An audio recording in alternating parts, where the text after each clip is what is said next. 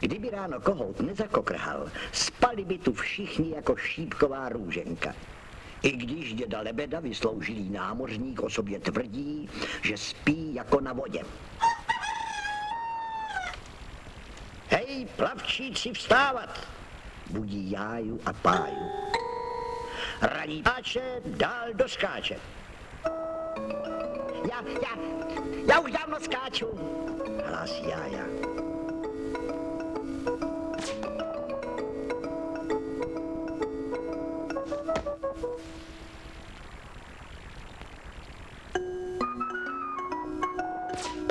Zítra už to musím umět napoprvé, jako Pája. A děda Lebeda, ten jde na všechno s námořnickou rozvahou. Mně rychlé vstávání nedělá dobře. A hlavně musím ještě chvíli přemýšlet. Slyšíte, jak zhluboka hloubá?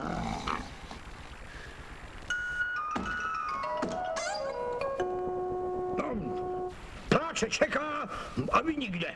Přivítal kluky lamentem soused Krkovička, řezník, kupec a sedlák v jedné osobě. A hned jim naložil práce jako pro 2 mesky. Abyste rozuměli, u Krkovičky je dneska zabíjačka. A taková zabíjačka, to je, panečku, zabíračka. Jenom té vody, co je zapotřebí.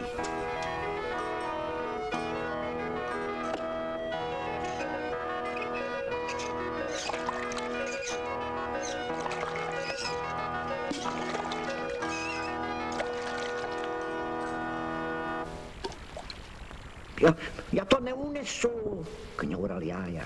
Tak jdi pumpovat, rozhodl Pája.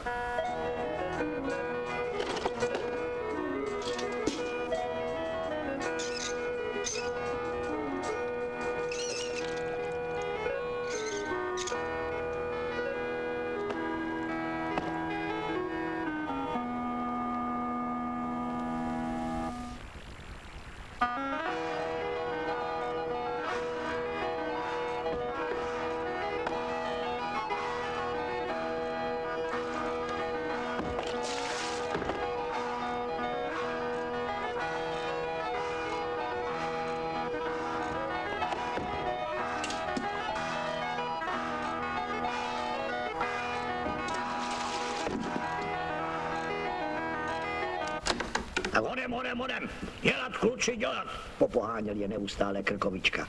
Ať už máme brzo voňavé jitrníčky.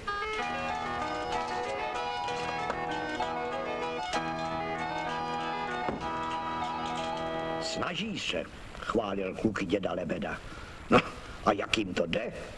To jsem zvědav na slíbenou výslužku.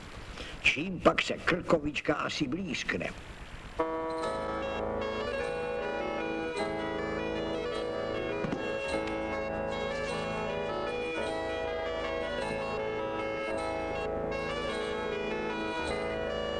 Krkovička se opravdu blízkl. Jitrnic mu bylo líto a tak dal klukům nakonec jen prasečí ocásek.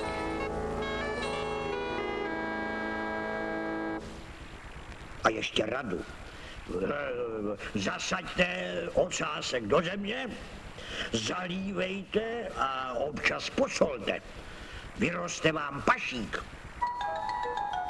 Je to nejnovější způsob chovu selat. Šklebil se Proláně.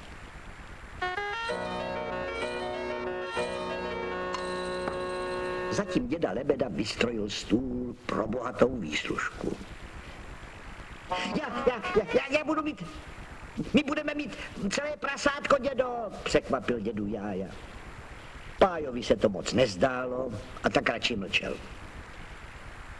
Herší proč, zaklel děda námořnický, tam Krkovička.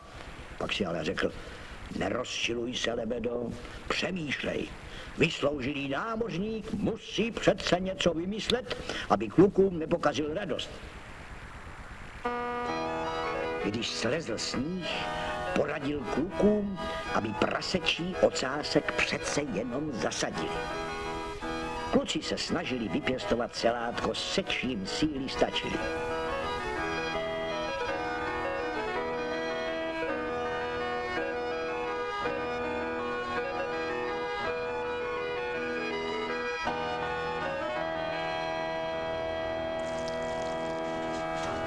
Ocásek však nevzcházel a nevzcházel. Marná snaha přestala kluky bavit.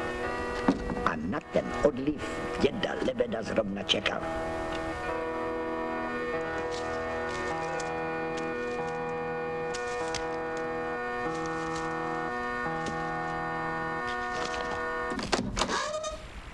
Co pak, plavčíci?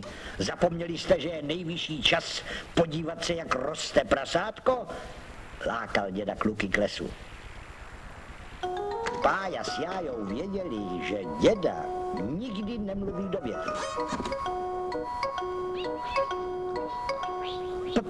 Pájo, koukej, kolik jich vyrostlo.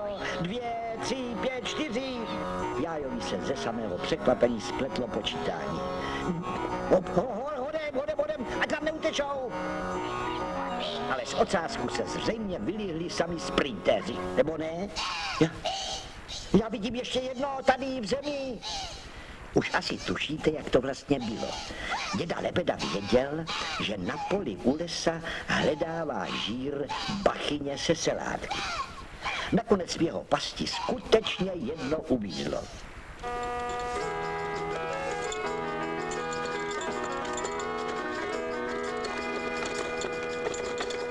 Panečku, to byla úroda, chlubil se Pája nic nechápajícímu Krkovičkovi.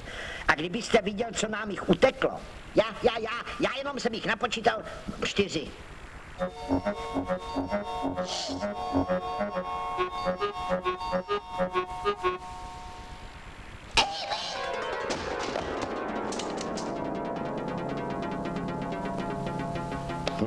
No, je to vlastně moje zásluha, uvažoval lakomý Krkovička, když se vzpamatoval z překvapení. Já přece vymyslel ten nový způsob pěstování selak.